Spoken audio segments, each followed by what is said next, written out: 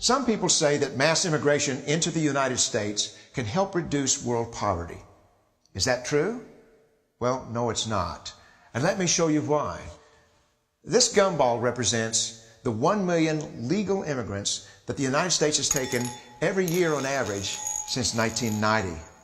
Now, who in the world deserves our humanitarian compassion? The World Bank has one measure of the desperately poor of the world. They make less than $2 a day.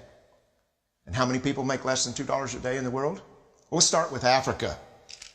In Africa alone, there are 650 million people who make less than $2 a day.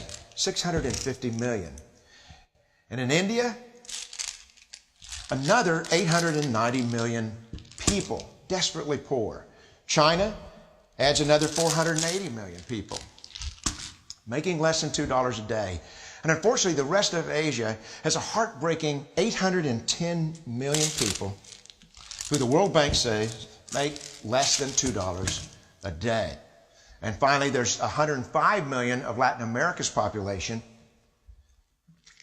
that are desperately poor. All told, the World Bank says there are 3 billion people in the world.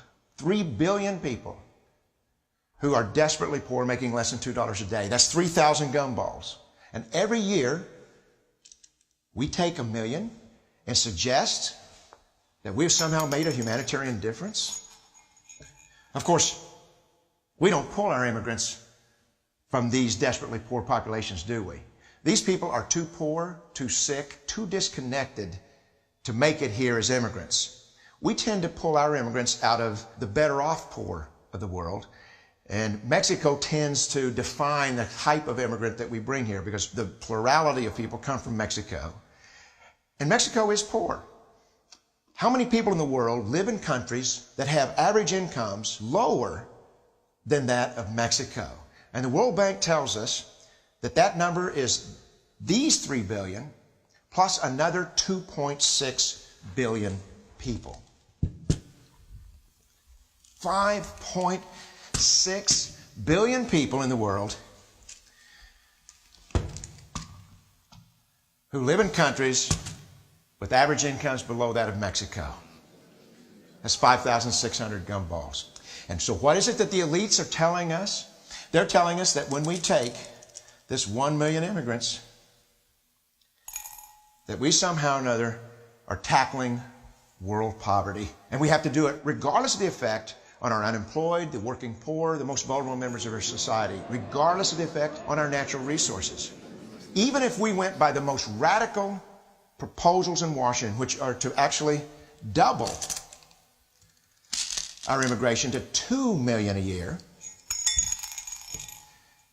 which would totally overwhelm our physical, natural, and social infrastructures, we couldn't make a noticeable difference. And we may be really hurting the impoverished people of the world because the million that we do take are among the most energetic, often the better educated, certainly the most dissatisfied people that if they did not immigrate would be the agents for change to improve the lot of all the people in these countries.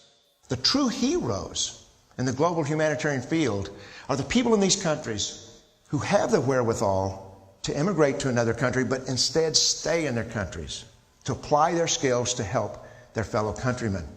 Unfortunately, our immigration system tends to entice these very type of people to abandon their countrymen.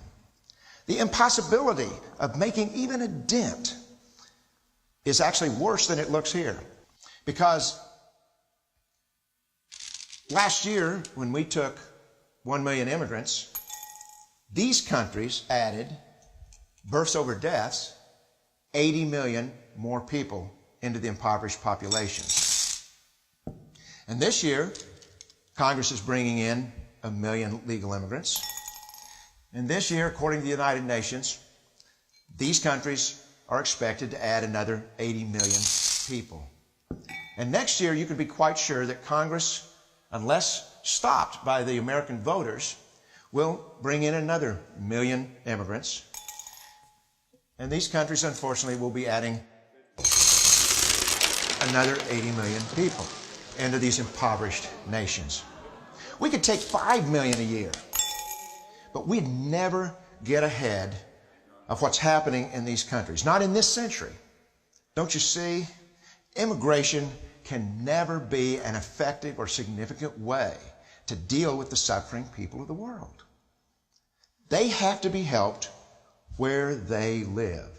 99.9% of them will never be able to immigrate to a rich country. There's no hope for that. They have to bloom where they're planted. The only place that 99.9% of these people can be helped is where they live. Let's help them there.